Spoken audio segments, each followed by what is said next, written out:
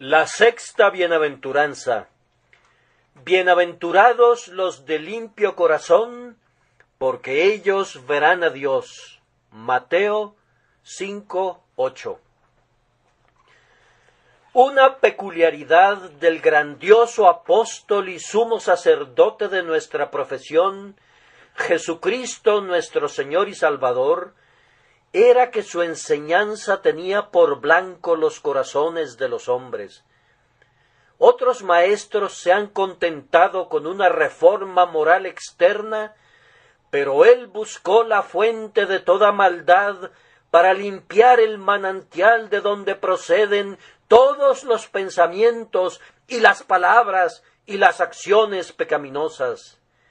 Él insistió una y otra vez que mientras el corazón no fuera limpio, la vida tampoco podría serlo nunca.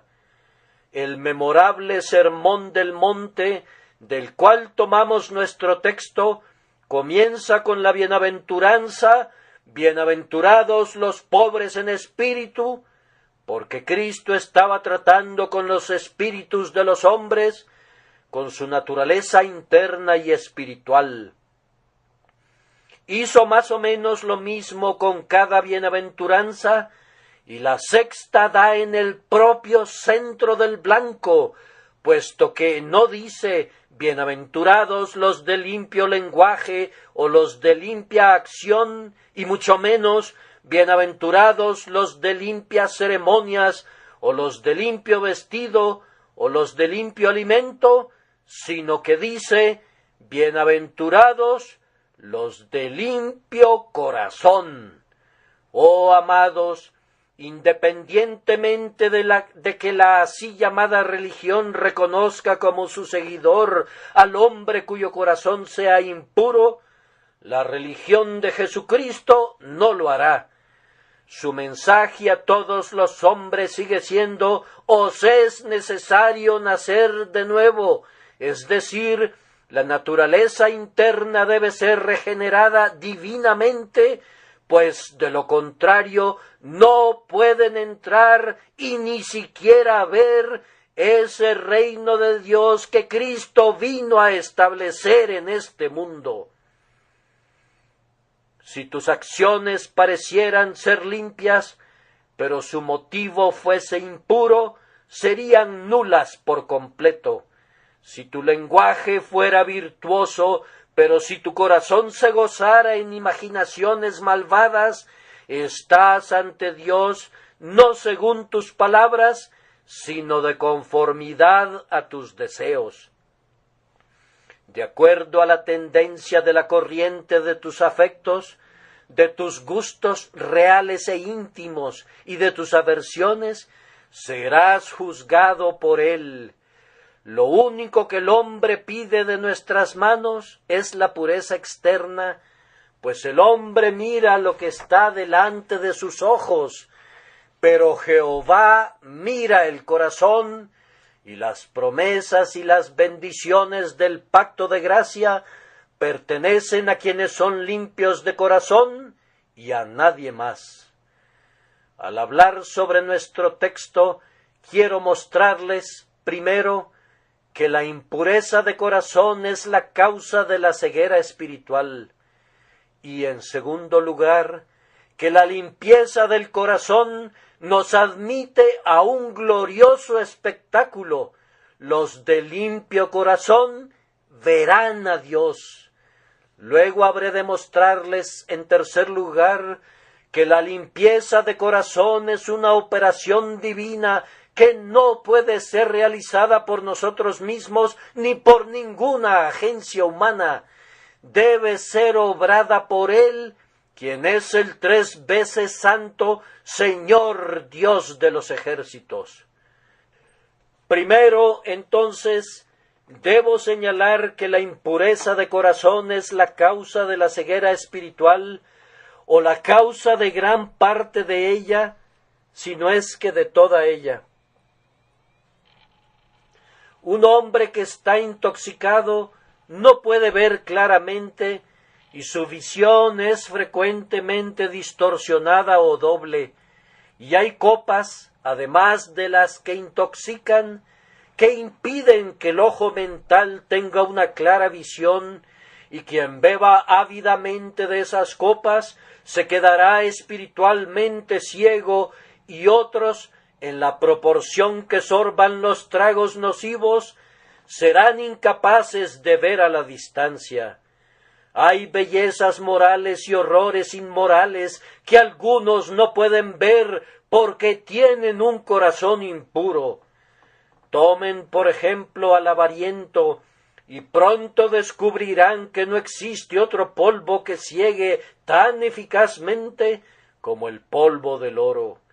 Podría haber algún negocio que muchos consideraran malo de principio a fin, pero si le reditúa al hombre que está dedicado a él y tiene una predisposición a apegarse al dinero, sería casi imposible convencerle de que es un negocio malo. A menudo podrán comprobar que el hombre codicioso no ve ningún encanto en la generosidad. Piensa que el hombre generoso, si bien no es efectivamente un insensato, se asemeja tanto a uno que sería muy fácil confundirlos. Él mismo admira lo que se puede conseguir con facilidad, y entre más pueda conseguirlo, será más feliz. La tacañería y la opresión del pobre son ocupaciones que desempeña con deleite. Si ha llevado a cabo un trato sucio en el que hubiere sacrificado todo principio de honor, pero que hubiera resultado en su propio beneficio, se diría: eso fue un golpe maestro. Y si se juntara con otro individuo de su calaña, él y su cómplice se reirían entre dientes de la transacción y presumirían por el final feliz. Sería inútil que yo intentara razonar con un hombre avariento para mostrarle la belleza de la liberalidad, y por otra parte no pensaría en perder mi tiempo procurando obtener de él una opinión objetiva en cuanto a la justicia de cualquier cosa que supiera que es remunerativa. Ustedes saben que hace algunos años hubo una gran lucha en los Estados Unidos sobre la cuestión de la esclavitud. ¿Quiénes fueron los caballeros de Inglaterra que se inclinaron del lado de los dueños de esclavos? Bien, principalmente la gente de Liverpool, que los apoyaban porque la esclavitud les redituaba. Si no hubiese sido así, la habrían condenado, y me atrevería a decir que quienes la condenamos lo hicimos con mayor facilidad porque no nos beneficiaba. Los hombres ven con toda claridad cuando no tienen nada que perder en ningún sentido, pero si se tratara de un asunto donde hay una ganancia involucrada, como el corazón es impuro, los ojos no podrían ver rectamente. Hay innumerables cosas que un hombre no podría ver si ocultara una moneda de oro en cada uno de sus ojos. En esos momentos no podría ver ni siquiera al sol, y si guardara oro en sus ojos, se volvería ciego. El limpio de corazón puede ver, pero cuando la avaricia se adentra en el corazón, torna al ojo débil o ciego. Tomen otro pecado, el pecado de la opresión. Hay hombres que nos dicen que, en su opinión, las personas que ocupan las posiciones más elevadas en la vida constituyen la verdadera belleza y gloria de la nación, y que la gente pobre debería quedarse en su lugar, porque fueron creados a propósito para que la nobleza pudiera ser sostenida en su exaltada posición, y para que otras personas altamente respetables pudieran acumular para sí cualquier cantidad de riqueza. En cuanto a la idea de que los hombres necesiten más dinero por sus servicios, eso no debe ser alentado en ningún momento, según afirman estos caballeros. Y si la pobre costurera trabaja arduamente y padece hambre por los escasos ingresos que recibe, No debes decir ni una sola palabra al respecto, pues existen las leyes de economía política que gobiernan todos esos casos, de tal forma que ella tiene que ser triturada en medio de las ruedas que abundan en esta época de las máquinas, y nadie debe interferir en el asunto. Por supuesto que un opresor no puede o no quiere ver el mal de la opresión. Si pones delante de él un caso de injusticia que es tan evidente como la nariz de su cara, no puede verlo, pues ha estado siempre bajo el engaño de que fue enviado al mundo con un látigo en su mano para arrear a la gente según convenga, ya que él es un ser grandioso y las otras personas no son nada, aptas sólo para arrastrarse bajo sus enormes piernas, pidiéndole humildemente su permiso para existir. De esta manera, si la opresión ocupa el corazón, ciega completamente la vista y pervierte el juicio del opresor. La misma observación es válida en lo concerniente a la lascivia. He notado a menudo que cuando los hombres hablan mal de la religión y denigran la santa palabra de Dios, sus vidas son impuras. Raramente, y tal vez nunca, me he encontrado con un caso en el que mi juicio me haya engañado con relación a las vidas de los hombres que hablan en contra de las cosas santas. Recuerdo haber predicado una vez en una aldea en la campiña, justo alrededor del tiempo de la cosecha, y al comentar el hecho de que algunos granjeros no permiten a los pobres que recojan la rebusca de sus campos, dije que yo creía que había algunas personas que eran tan ruines que si pudieran rastrillar minuciosamente sus campos, lo harían. En esa ocasión, un granjero se marchó ruidosamente y muy enojado fuera del lugar donde yo predicaba, y cuando le preguntaron por qué estaba tan molesto, respondió con la mayor simplicidad: porque rastrillo 2 veces mis campos. Por supuesto que no podía percibir ningún placer particular en cuidar a los pobres, ni se podía someter con agrado a la reprensión que sintió que recibía tan agudamente. Y cuando los hombres hablan en contra del Evangelio, casi siempre se debe a que el Evangelio habla en contra de ellos. El Evangelio los encuentra y los acusa de la culpa de sus pecados y los arresta. Ha venido a ellos como un policía con su linterna para la oscuridad y ha enfocado plenamente su rayo de luz sobre su iniquidad, y por eso es que están tan indignados. No vivirían como viven si pudieran verse como Dios los ve. No podrían ser capaces de continuar en su inmundicia, corrompiendo a otros así como arruinándose ellos mismos, si realmente pudieran ver. Pero conforme estas perversiones penetran en el corazón, de seguro cegarán los ojos. Lo mismo puede decirse con relación a la verdad espiritual y a la verdad moral. Frecuentemente nos encontramos con personas que dicen que no pueden entender el Evangelio de Cristo. En el fondo, en 9 casos de cada 10, yo creo que su pecado es el que les impide entenderlo. Por ejemplo, el domingo pasado por la noche intenté predicarles sobre las reclamaciones de Dios y procuré mostrarles el derecho que tiene sobre nosotros. Tal vez hubo algunos oyentes que se dijeran: ¿nosotros no reconocemos los derechos de Dios sobre nosotros?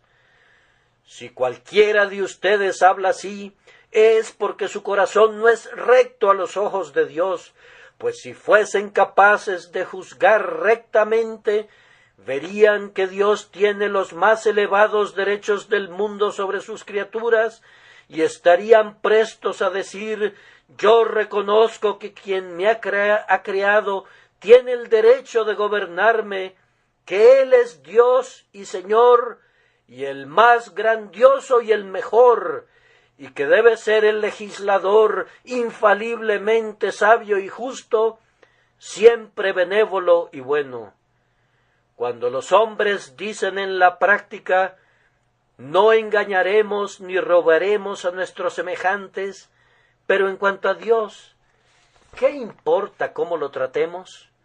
La razón de su comentario es que son injustos de corazón, y su así llamada justicia con sus semejantes sólo se debe a que su lema es la honestidad es la mejor política, y realmente no tienen un corazón limpio, pues de lo contrario admitirían de inmediato los justos reclamos del Altísimo. La grandiosa doctrina central de la expiación no puede ser apreciada plenamente mientras el corazón no sea rectificado. Probablemente han escuchado a menudo comentarios tales como estos: no entiendo por qué deba haber una propiciación a Dios por el pecado. ¿Por qué no puede perdonar la transgresión de una vez y acabar con ella? ¿Qué necesidad hay de un sacrificio sustitutivo? Ah, amigo, si hubieras sentido alguna vez el peso del pecado sobre tu conciencia, si hubieras aprendido a detestar el simple pensamiento del mal, si se te hubiera quebrantado el corazón por haber sido terriblemente manchado por el pecado, sentirías que la expiación no solamente es requerida por Dios, sino que también es requerida por tu propio sentido de la justicia, y en vez de rebelarte contra la doctrina de un sacrificio vicario, le abrirías tu corazón y clamarías: eso es precisamente lo que yo necesito. Las personas de corazón más limpio que hayan vivido jamás son aquellas que se han regocijado al ver la justicia de Dios vindicada y engrandecida por la muerte de Cristo en la cruz como el sustituto por todos los que creen en Él, de tal forma que mientras la misericordia de Dios es exhibida en incomparable majestad, sienten la más intensa satisfacción de que pueda haber un camino de reconciliación por medio del cual cada atributo de Dios derive honor y gloria, y con todo los pobres pecadores perdidos puedan ser izados a la elevada y honorable posición de hijos de Dios. Los de limpio corazón no ven ninguna dificultad en la expiación. Todas las dificultades concernientes a la expiación surgen de la falta de limpieza en el corazón. Puede decirse lo mismo de la igualmente importante verdad de la regeneración. Los de corazón impuro no ven ninguna necesidad de nacer de nuevo.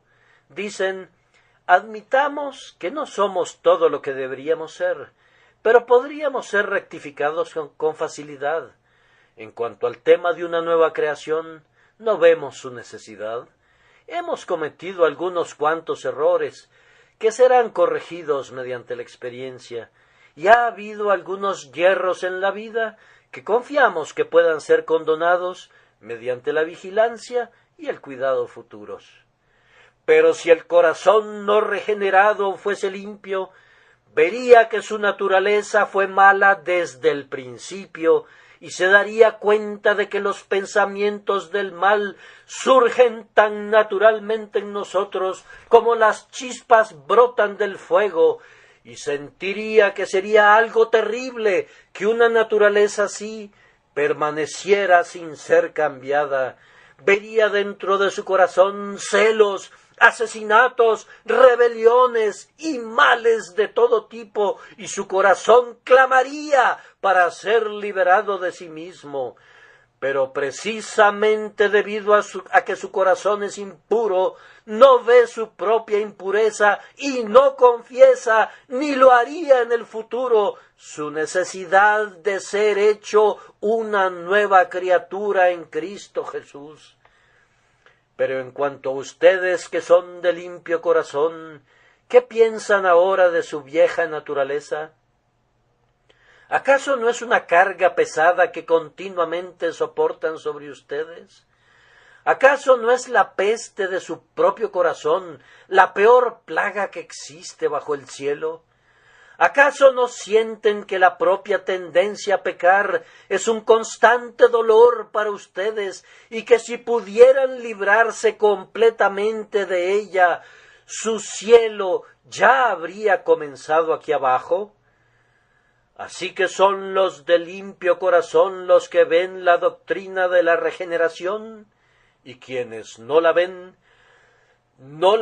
porque son de impuro corazón. Una observación semejante es válida en lo concerniente al glorioso carácter de nuestro bendito Dios y Señor Jesucristo. ¿Quién lo ha criticado sino los hombres que tienen ojos de murciélago?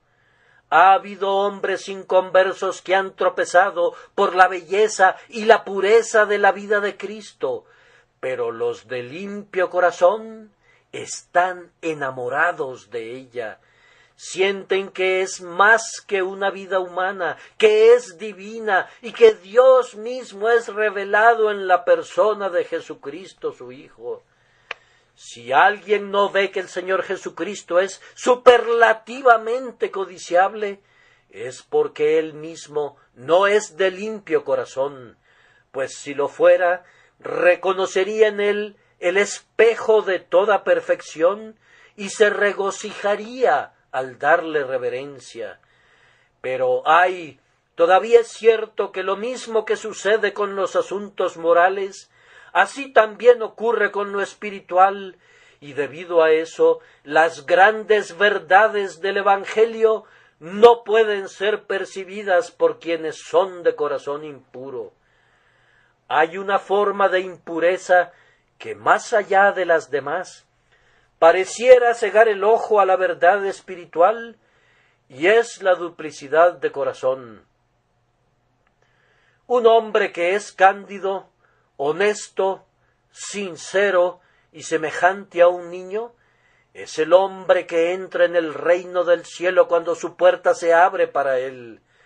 Las cosas del reino están escondidas para el que es insidioso y solapado, pero son claramente reveladas a los bebés en la gracia, a los de sencillo corazón, a la gente transparente que lleva su corazón al descubierto.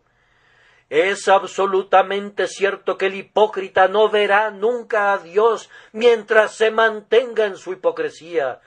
De hecho, es tan ciego que no puede ver nada, y ciertamente no puede verse a sí mismo como realmente es a los ojos de Dios. El hombre que está muy satisfecho con el nombre de cristiano, pero que no lleva la vida de un cristiano, no verá nunca a Dios mientras sus ojos no sean abiertos divinamente. ¿Qué les importa a otros cuál es su opinión sobre cualquier tema? ¿No nos debería de importar recibir alabanzas del hombre que es insidioso y que es prácticamente un mentiroso? Pues mientras es una cosa en su corazón, se esfuerza por pasar por otra cosa en su vida. Tampoco el formalismo verá a Dios alguna vez, pues el formalismo siempre mira a la cáscara y no se adentra nunca en la semilla. El formalismo lame el hueso, pero no llega nunca a la médula. Se apertrecha de ceremonias mayormente inventadas por él, y cuando ha participado en ellas, se halaga diciendo que todo está bien, aunque su propio corazón codicia el pecado. La casa de la viuda está siendo devorada, incluso en el preciso momento en que el fariseo eleva largas oraciones en la sinagoga o en las esquinas de las calles. Un hombre así no puede ver a Dios. Hay un tipo de lectura en las Escrituras que no conducirá nunca al hombre a ver a Dios. Abre la Biblia no para ver lo que está allí, sino para ver lo que pueda encontrar para apoyar sus propios puntos de vista y sus opiniones. Si no encuentra allí los textos que necesita, torcerá a los que encuentre parecidos hasta que de una manera o de otra los ponga de su lado, pero sólo creerá aquello que concuerde con sus propias nociones preconcebidas. Le gustaría moldear la Biblia como si fuese una masa de cera para darle la forma que quisiera. Por eso, naturalmente, no puede ver la verdad y no quiere verla. El hombre taimado no verá a Dios nunca. No temo tanto a ningún hombre como al hombre astuto, al hombre cuya estrella que lo guía es la política. He visto a rudos marineros convertidos a Dios y a blasfemos y a rameras y a grandes pecadores de casi todos los tipos llevados al Salvador y salvados por su gracia, y con mucha frecuencia han contado la verdad honesta acerca de sus pecados y han contado sin tapujos esa triste verdad de una manera franca, y cuando han sido convertidos he pensado a menudo que eran como la buena tierra de la cual habló nuestro Salvador, con un corazón honesto y bueno, a pesar de toda su maldad. Pero en cuanto a los hombres de naturaleza de sierpe, que cuando ustedes les hablan acerca de la religión les responden sí, sí, pero que nunca quieren decir sí para nada, los hombres que no son confiables nunca, el señor meloso y el señor ecléctico y el señor designio secreto y el señor cortés y toda esa clase de personas, Dios mismo no pareciera hacer otra cosa que dejarlos tranquilos, y hasta donde alcanza mi observación, su gracia pareciera venir raramente a estas personas vacilantes, que son inestables en todos sus caminos. Estas son las personas que no ven nunca a Dios. Un notable escritor ha observado que nuestro Señor probablemente aludía a este hecho en este versículo de nuestro texto. En los países orientales, el rey es visto raramente, vive en un aislamiento, y es un asunto sumamente difícil lograr una entrevista con él, y se requiere de todo tipo de tramas y de planes y de intrigas, y tal vez del uso de influencias tras bastidores, y de esa manera un hombre puede lograr al fin ver al rey. Pero Jesucristo dice, en efecto, esa no es la manera de ver a Dios. No, nunca nadie se acerca a Él mediante astucia o por medio de tramas y planes y artificios, pero el hombre sincero que se acerca humildemente a Él, tal como es, y dice, mi Dios, yo deseo verte, yo soy culpable y confieso mi pecado y te pido por tu amado Hijo que perdones mi pecado, ese es el que verá a Dios. Yo creo que hay algunos cristianos que jamás ven a Dios tan bien como otros lo ven. Me refiero a hermanos que debido a su constitución natural parecen ser naturalmente de un espíritu que todo lo pone en duda. Generalmente se quedan sorprendidos por algún punto doctrinal o por otro, y su tiempo es consumido principalmente en dar respuestas a objeciones y en la eliminación de dudas. Tal vez alguna pobre mujer aldeana que se sienta junto al pasillo y no sabe nada más, como dice Cowper, excepto que su Biblia es verdadera y que Dios guarda siempre sus promesas, ve mucho más de Dios que el hermano erudito y analítico que se agobia a sí mismo con cuestiones insensatas y estériles. Recuerdo haberles comentado la historia de un ministro que en una visita a una mujer enferma deseaba dejarle un texto para que lo meditara privadamente. Así que, abriendo la vieja Biblia de ella, buscó un cierto pasaje y cuando lo encontró, vio que ella lo había marcado con la letra P. —¿Qué significa esa P, hermana mía? —le preguntó. —Eso significa precioso, señor. He experimentado que ese texto ha sido muy precioso para mi alma en más de una ocasión especial. Entonces el ministro buscó otra promesa y junto a ella encontró el margen marcado con una P y una C. ¿Y qué significan estas letras, mi buena hermana?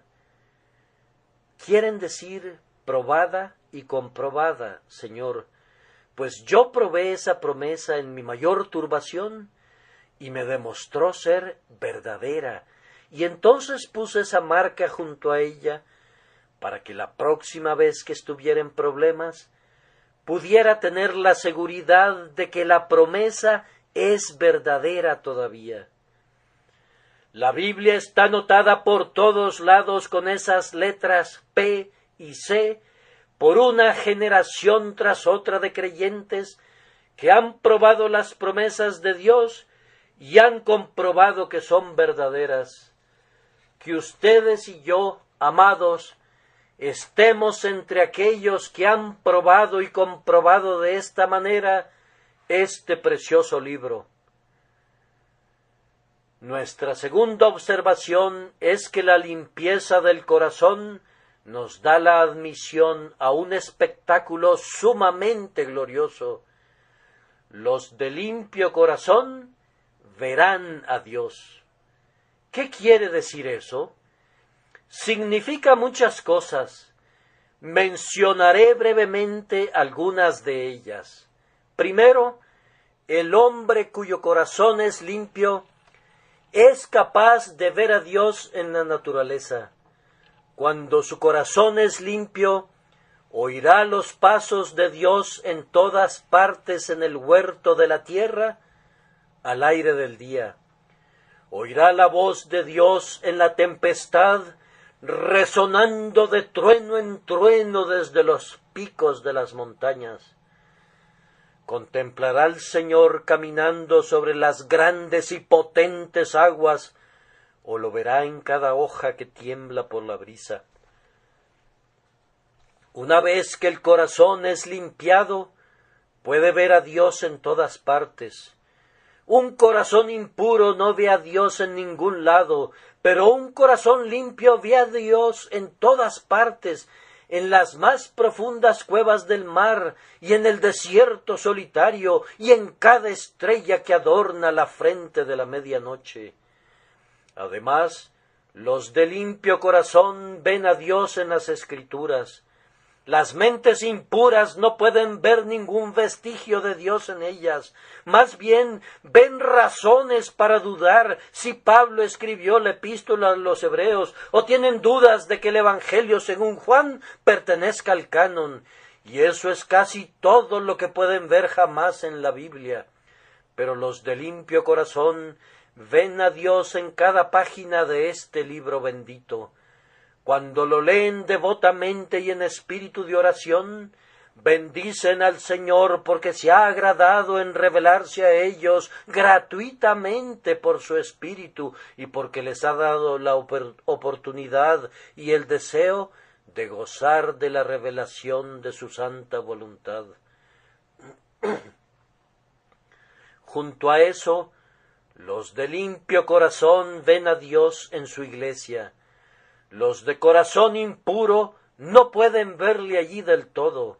Para ellos, la iglesia de Dios no es sino un conglomerado de grupos divididos, y mirándolos no ven otra cosa que faltas y fracasos e imperfecciones. Debemos recordar siempre que cada persona ve de conformidad a su propia naturaleza. Cuando el buitre se remonta al cielo, ve la carroña donde esté, y cuando la paloma de alas plateadas vuela al azur, ve el trigo escogido allí donde esté.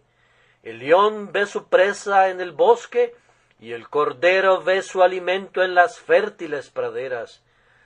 Los de sucio corazón ven poco o nada de bien en el pueblo de Dios, Pero los de limpio corazón ven a Dios en su iglesia y se gozan cuando se reúne allí con ellos. Pero ver a Dios significa mucho más que percibir sus huellas en la naturaleza, en las Escrituras y en su iglesia. Significa que los de limpio corazón comienzan a discernir algo del verdadero carácter de Dios.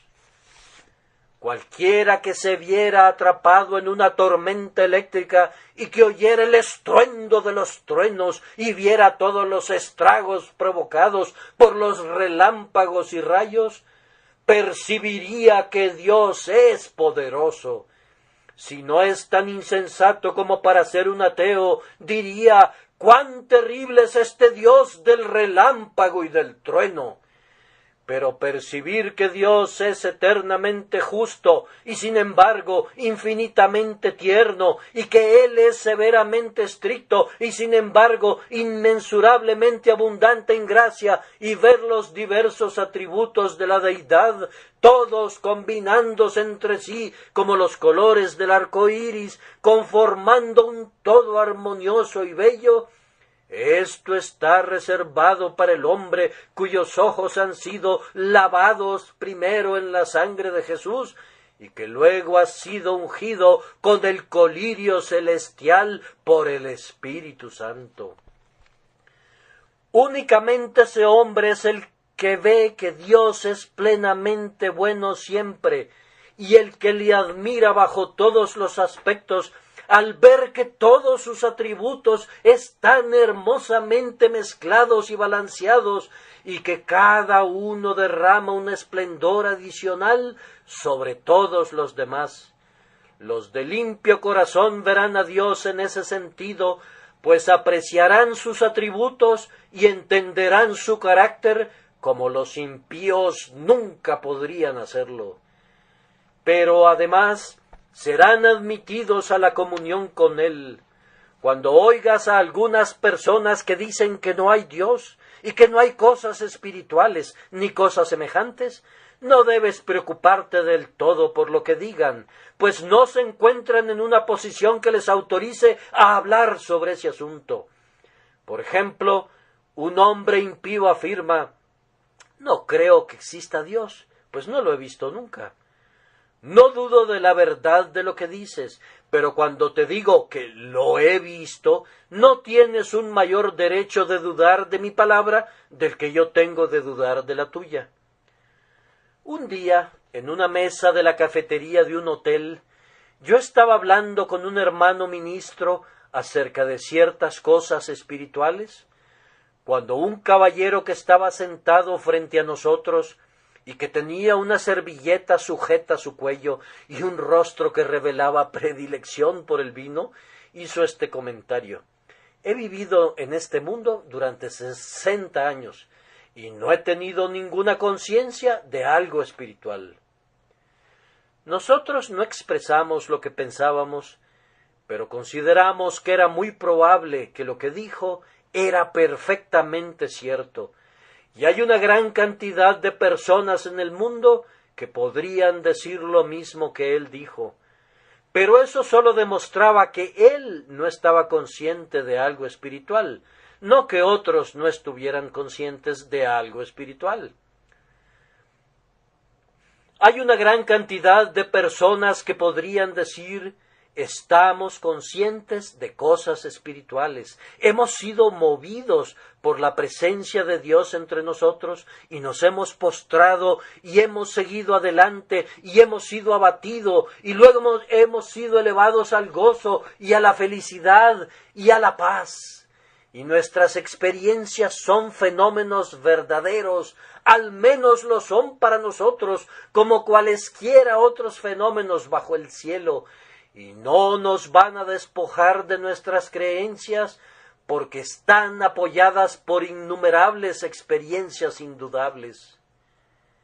El que habita al abrigo del Altísimo morará bajo la sombra del Omnipotente. Pero no existe un lugar secreto así, dirá alguno, ni tampoco tal sombra. ¿Cómo sabes eso? Si otra persona viniera y dijera: Ah, pero yo habito en ese lugar secreto y moro bajo esa sombra. ¿Qué le responderías? Podrías llamarlo un insensato si quisieras, pero eso no prueba que sea un insensato. Aunque tal vez él podría demostrar que tú eres un insensato, pues él es un hombre tan honesto como lo eres tú, y tan digno de que se le crea como a ti. Hace algunos años, un abogado en los Estados Unidos asistió a una reunión de carácter religioso, donde escuchó a casi una docena de personas que relataban su experiencia cristiana. Él se sentó, lápiz en mano, y escribió su evidencia tal como la dieron. Al final se dijo: si tuviera un caso en la corte, me gustaría que estas personas se sentaran en la silla de los testigos, pues pienso que si tuviera su evidencia de mi lado, ganaría el caso. Después pensó: bien, he ridiculizado a estos individuos como fanáticos, y sin embargo, me gustaría contar con su evidencia en la corte sobre otros asuntos. No tienen nada que ganar con lo que han estado diciendo, por lo que debería creer que lo que han dicho es cierto. Y el abogado fue lo suficientemente sencillo, o más bien lo suficientemente sabio y lo suficientemente limpio de corazón para analizar el asunto correctamente, y de esta manera él también llegó a ver la verdad y a ver a Dios. Muchos de nosotros podríamos testificar, si este fuera el tiempo de hacerlo, que existe tal cosa como la comunión con Dios, incluso aquí en la tierra, pero los hombres pueden disfrutarla únicamente en la medida en que renuncien a su amor al pecado. No pueden hablar con Dios después de haber estado hablando la inmundicia. No pueden conversar con Dios como un hombre conversaría con su amigo si están acostumbrados a reunirse con sus buenos compañeros en las cantinas y deleitarse con los impíos que se reúnen allí. Los de limpio corazón pueden ver a Dios, y en efecto lo ven, no con los ojos naturales, y lejos de nosotros sea una idea carnal como esa, sino que, con sus ojos espirituales internos, ven al grandioso Dios que es espíritu, y tienen una comunión espiritual, pero muy real, con el Altísimo. La expresión «ellos verán a Dios» ¿podría significar algo más? Como ya he dicho, los que veían a los monarcas orientales eran considerados generalmente como personas altamente privilegiadas. Había ciertos ministros de Estado que tenían el derecho de entrar y ver al rey siempre que decidieran hacerlo, y los de limpio corazón gozan precisamente de un derecho semejante recibido para entrar y ver a su rey en todo momento. En Cristo Jesús tienen el valor y la autorización para acercarse al trono de la gracia celestial con confianza. Siendo limpiados por la sangre preciosa de Jesús, se han convertido en los ministros, esto es, en los siervos de Dios, y Él los emplea como sus embajadores y los envía con sus elevados y honorables encargos, y ellos pueden verlos siempre que sus asuntos les conduzcan a la necesidad de una audiencia con Él. Y por último, llegará el tiempo cuando aquellos que han visto así a Dios en la tierra le verán cara a cara en el cielo. ¡Oh, el esplendor de esa visión! Es inútil que intente hablar de ella. Posiblemente dentro de una semana algunos de nosotros sabremos más acerca de ella que todo lo que los teólogos de la tierra pudieran decirnos. No es sino un fino velo el que nos separa del mundo de gloria. puede ser rasgado en dos en cualquier momento, y entonces, de inmediato, lejos de un mundo de dolor y pecado, con Dios eternamente unidos, los de limpio corazón entenderán plenamente lo que significa ver a Dios. Que esa sea su porción y la mía también, por siempre y para siempre. Ahora, por último, y muy brevemente, debo recordarles que esta limpieza del corazón es una obra divina. Y créanme cuando les digo que nunca es una obra innecesaria. Nadie, excepto Cristo Jesús, nació jamás con un corazón limpio. Todos han pecado, todos necesitan ser limpiados. No hay quien haga lo bueno, no hay ni siquiera uno. Permítanme asegurarles que esta obra no fue realizada nunca por ceremonia alguna.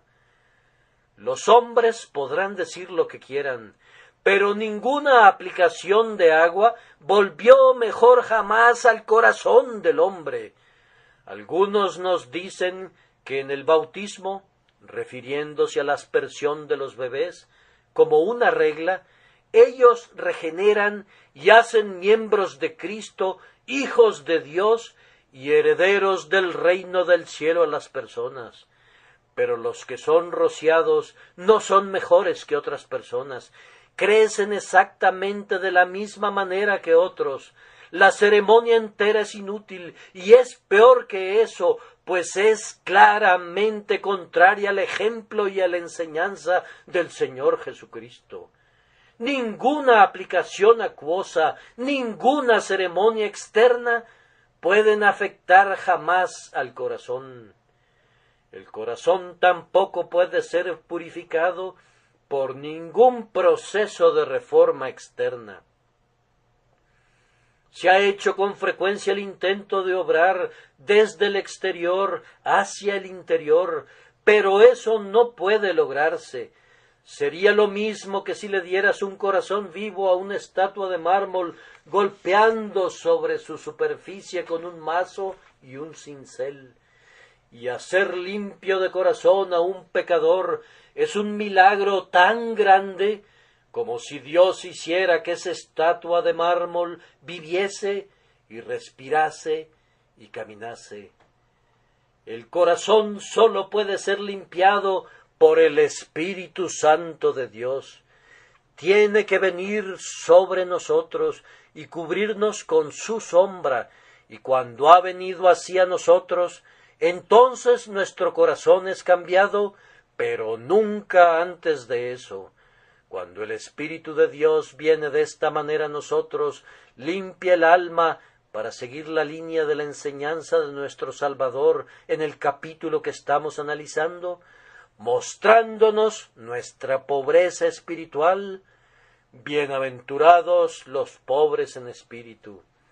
Esa es la primera obra de la gracia de Dios, hacernos sentir que somos pobres, que no somos nada, que no merecemos nada, que somos indignos de algún merecimiento y que somos pecadores merecedores del infierno. Cuando el Espíritu de Dios prosigue con su obra, lo siguiente que hace es conducirnos a llorar. Bienaventurados los que lloran. Lloramos cuando pensamos que hemos pecado como lo hemos hecho. Lloramos anhelando a nuestro Dios. Lloramos anhelando el perdón. Y entonces la aplicación del agua y de la sangre que fluyeron del costado hendido de Cristo sobre la cruz es el gran proceso que limpia eficazmente el corazón. Aquí tienen, oh pecadores, para que encuentren la doble cura de la culpa y del poder del pecado. Cuando la fe mira al Salvador sangrante, ve en él no simplemente el perdón del pasado, sino la eliminación de la pecaminosidad del presente. El ángel le dijo a José: antes de que Cristo naciera? Llamarás su nombre Jesús, porque Él salvará a su pueblo de sus pecados. Todo el proceso de la salvación puede ser explicado brevemente así. El Espíritu de Dios nos encuentra con corazones inmundos y viene y proyecta una luz divina al interior nuestro para que veamos que los corazones son perversos. Luego nos muestra que siendo pecadores merecemos ser el blanco de la ira de Dios y nos damos cuenta de que lo merecemos. Entonces nos dice: pero esa ira fue soportada por Jesucristo a nombre de ustedes. Él abre nuestros ojos y vemos que Cristo murió por nosotros, en nuestro sitio y en nuestro lugar y por nuestra causa. Lo miramos a Él, creemos que murió como nuestro sustituto y nos confiamos a Él. Entonces sabemos que nuestros pecados son perdonados por causa de su nombre, y nos invade el gozo por el perdón del pecado con una emoción que no habíamos experimentado nunca, y en el siguiente instante el pecador perdonado clama: ahora que soy salvo, ahora que soy perdonado, Señor mío Jesucristo, seré tu siervo para siempre. Voy a matar los pecados que te mataron a ti, y si tú me das la fortaleza de hacerlo, te serviré mientras viva. La corriente del alma del hombre corría antes hacia el mal, pero al momento que descubre que Jesucristo murió por él y que sus pecados le son perdonados por causa de Cristo, el torrente entero de su alma fluye en dirección contraria hacia lo que es recto, y aunque todavía tiene una lucha interna contra su vieja naturaleza, a partir de ese día el hombre es de limpio corazón, es decir, su corazón ama la pureza, su corazón busca la santidad, su corazón ansía la madurez. Ahora es un hombre que ve a Dios, ama a Dios, se deleita en Dios, anhela ser semejante a Dios y ávidamente anticipa el tiempo cuando esté con Dios y lo vea cara a cara. Ese es el proceso de purificación. Que todos ustedes lo experimenten a través de la obra eficaz del Espíritu Santo. Si están deseosos de experimentarlo, es proclamado gratuitamente para ustedes. Si anhelan verdaderamente el corazón nuevo y el espíritu recto, les serán dados gratuitamente. No es necesario que se preparen para recibirlos. Dios tiene la capacidad de obrarlos en ustedes en esta misma hora. El que despertará a los muertos con el sonido de la trompeta de la resurrección puede cambiar su naturaleza con la simple volición de su mente llena de gracia. Él puede, mientras estás sentado en este templo, crear en ti un nuevo corazón, renovar un espíritu recto dentro de ti y enviarte de regreso como un hombre diferente de lo que eras cuando entraste, como si fueras un hijo recién nacido. El poder del Espíritu Santo para renovar al corazón humano es ilimitado. Oh, dirá alguien, yo quisiera que renovase mi corazón, que cambiara mi naturaleza. Si ese es el deseo de tu corazón, eleva ahora esa oración al cielo.